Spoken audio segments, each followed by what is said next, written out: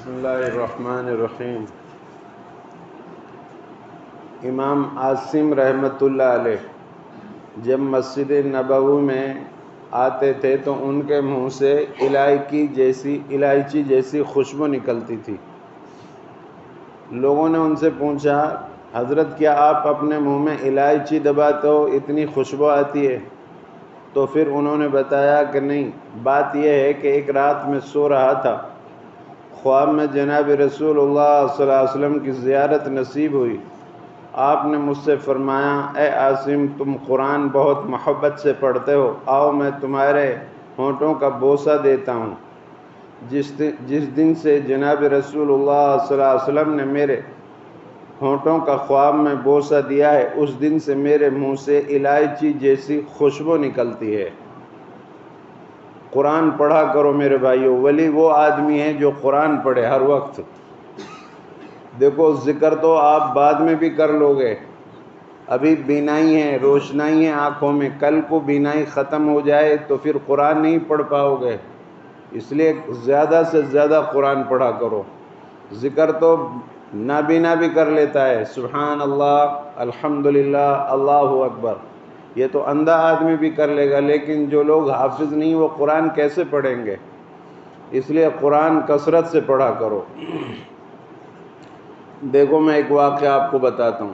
عمر فاروق رضی اللہ تعالی عنہ ایک مرتبہ اپنے دور خلافت میں مکہ کی وادیوں سے گزر رہے تھے۔ ایک وادی پہ جا کر کھڑے ہو گئے، چلچلاتی دھوپ، آپ کے ساتھ آپ کا لشکر تھا پورا، آپ امیر المومنین تھے، تو چلچلاتی دھوپ اور پسینے میں لوگ سرابور ہو رہے تھے۔ ایک صاحب آگے بڑھے، امیر المومنین آپ یہاں کھڑے ہو گئے، لوگ پریشان ہیں، پسینے میں سرابور ہیں سب۔ تو حضرت امیر المومنین عمر فاروق رضی اللہ تعالیٰ عنہ نے فرمایا کہ میں یہاں اونٹوں کو چرانے کے لیے آیا کرتا تھا اسلام سے پہلے، اور میرے اونٹ مجھ سے چرانے نہیں آتے تھے، ایک آدھ اونٹ مجھ سے روزانہ کھو کر جاتا تھا میں ایک آدھ اونٹ کو۔ جب میں گھر جاتا تو میرے باپ خطاب مجھے ڈانٹا کرتا تھا، اے عمر، تو کیا کامیاب زندگی گزارے گا، تیرے پاس تو اونٹ چرانے بھی نہیں آتے۔ میں اس زمانے کو یاد کر رہا ہوں جب مجھے اونٹ چرانے نہیں آتے تھے، اور آج اللہ نے اس اسلام اور قرآن کی برکت سے مجھے خلافت عطا فرمائی۔ تو یہ قرآن ایسے گرے پڑے چرواہا لوگوں کو چراگاہ سے اٹھا کر خلافت عطا فرماتا ہے۔ میرے بھائیوں، قرآن پڑھا کرو۔ اللہ کے رسول صلی اللہ علیہ وسلم نے فرمایا، جو آدمی ایک لفظ قرآن کا پڑھے گا اس کو اللہ 10 نیکی عطا فرمائے گا۔ اور پھر فرمایا، میں نہیں کہتا الف لام میم ایک لفظ ہے، بلکہ الف الگ ہے، لام الگ ہے، میم الگ ہے۔ اگر آپ نے الف لام میم پڑھا تو آپ کی 30 کی ہو گئی، اور جتنا زیادہ سے زیادہ پڑھتے جاؤ گے آپ کے نامہ اعمال میں تھوک کے حساب سے نیکیاں جمع ہوتی چلی جائیں گی۔ قیامت کے روز حافظ کو اللہ بلائے گا، حافظ یہاں آؤ، جیسے تم دنیا میں ترتیل سے ٹھہر ٹھہر کر پڑھا کرتے تھے، آج یہاں میرے سامنے پڑھو اور ایک آیت پڑھو، جنت میں ایک درجہ چڑھو۔ یعنی پڑھتے جاؤ ایک آیت اور چڑھتے جاؤ، جہاں تمہارے پڑھنے کی آخری آیت ہوگی وہیں جنت میں تمہارا آخری مقام اور ٹھکانہ ہوگا۔ 7 سال کے، 8 سال کے بچے حفظ کر لیتے ہیں قرآن، 12 سال کے بچے، 15 سال کے بچے قرآن کا سینے میں پورے لینا، محفوظ کر لینا، یہ معجزہ ہے۔ نبی صلی اللہ علیہ وسلم نے فرمایا، ہر نبی، جتنے بھی نبی آئے اللہ نے ان کو کوئی نہ کوئی معجزے عطا فرمائے، ان کے معجزے ان کی زندگی میں ختم ہو گئے۔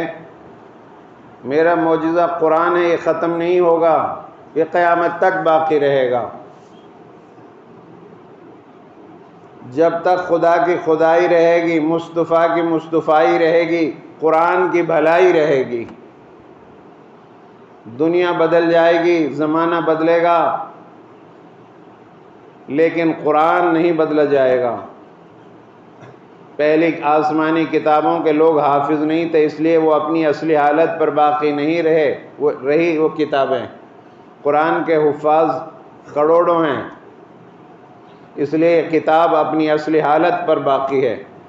اِنَّا نَحْنُ نَزَّلْنَا الذِّكْرَ وَإِنَّا لَهُ لَحَافِظُونَ، ہم نے قرآن کو نازل کیا ہے، اتارا ہے محمد صلی اللہ علیہ وسلم پر، تو ہم اس کی حفاظت خود کریں گے۔ ایک مرتبہ انگریزوں نے ہمارے ملک میں جب انگریزوں کا تسلط ہوا تو یہ مدرسے میں پہنچے جہاں بہت بڑے بڑے پرانے ذخیرے تھے، کتابوں قرآن کے نسخے تھے، اور ان قرآن کے نسخوں کو جلانا شروع کیا۔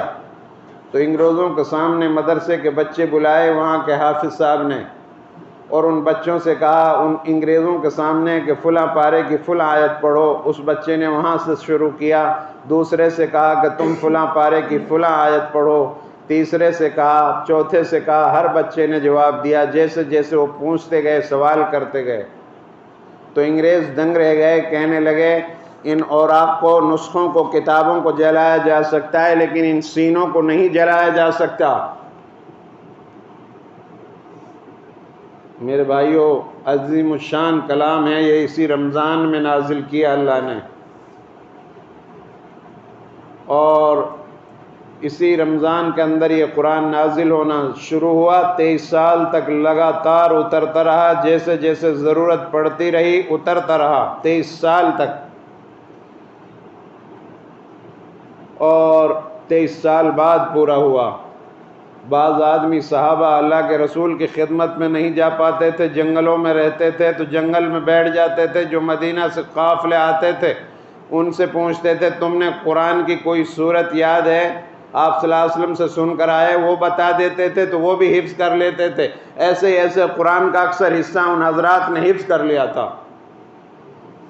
ہم تو رواجی ہیں، اب 10 دن کا سنیں گے پھر بیٹھ جائیں گے، 15 دن کا سن لیا جی ہم تو حج کر آئے بس۔ نہیں میرے بھائیو، قرآن سنا آپ نے، یہ آپ کی ایک سنت ادا ہو گئی۔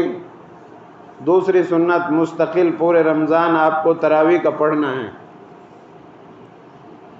بہرحال اپنے بچوں کو قرآن پڑھاؤ، اپنے بچوں کو اچھی تعلیم دلاؤ۔ بچوں کی طرف سے مستقبل کے بارے میں بے فکر ہو جانا یہ اچھی علامت نہیں ہے۔ لوگ سڑکوں پہ ہوں، آپ کے بچے اپنے گھروں میں علم حاصل کر رہے ہوں، اسٹڈی کر رہے ہوں، آپ کے بچے اچھے عالم ہوں، آپ کے بچے اچھے حافظ ہوں، آپ کے بچے اور تعلیم میں آگے بڑھیں لوگوں سے، تو یہی آپ کی کامیابی کی علامت ہے، یہی آپ کا بہت بڑا ہتھیار ہے۔ اللہ سے دعا ہے اللہ رب العالمین مجھے آپ سب کو عمل کی توفیق عطا فرما۔ اے اللہ ہمارے گناہوں کو معاف فرما، اے اللہ ہمارے بیماروں کو شفا عطا فرما، اے اللہ ہم سب کو اچھے اخلاق عطا فرما۔ اے اللہ یہ عشرہ گزر گیا، آج یہ 10واں رمضان ہے، یا اللہ یہ ختم ہو رہا ہے۔ اے اللہ یہ رحمتوں کا عشرہ تھا، ہم نے اس کی قدر نہیں کی، ہم کو معاف فرما دے۔ آج کے دن نبی صلی اللہ علیہ وسلم مکہ میں فاتحانہ داخل ہوئے تھے۔ اے اللہ ہمیں بھی زمین پر جیسے صحابہ کو تو نے عزت دی، ہمیں بھی عزت عطا فرما، ہمارے لیے حالات کو درست فرما۔ اے اللہ ہر آفت، ہر مصیبت، ہر پریشانی، ہر لاعلاج بیماری سے ہم سب کی حفاظت فرما۔ اے اللہ اپنے رضا والے کام نصیب فرما۔ اے اللہ اپنے ناراضگی والے عملوں سے ہم سب کی حفاظت فرما۔ اے اللہ دوسرا عشرہ مغفرتوں کا شروع ہوگا، اے اللہ اس میں ہماری بھی مغفرت فرمانا، اور جتنے امت مسلمہ کے لوگ دنیا سے رخصت ہو گئے، قبروں میں مدفون ہیں، ان سب کی مغفرت فرما۔ اے اللہ ہمارے آبا و اجداد میں سے یا پریوار میں سے، رشتہ داروں میں سے، اعزا و اقربا میں سے دنیا سے جا چکے ان سب کی مغفرت فرما۔ اے اللہ اس مجمع کی جائز تمناؤں کو پورا فرما، سب کی ضرورتوں کو پورا فرما۔ اے اللہ خالی ہاتھ نہ لوٹانا، جو بھی آتا ہے تیرے در پہ کوئی خالی ہاتھ نہیں لوٹا کرتا، تو سخیوں کا سخی ہے۔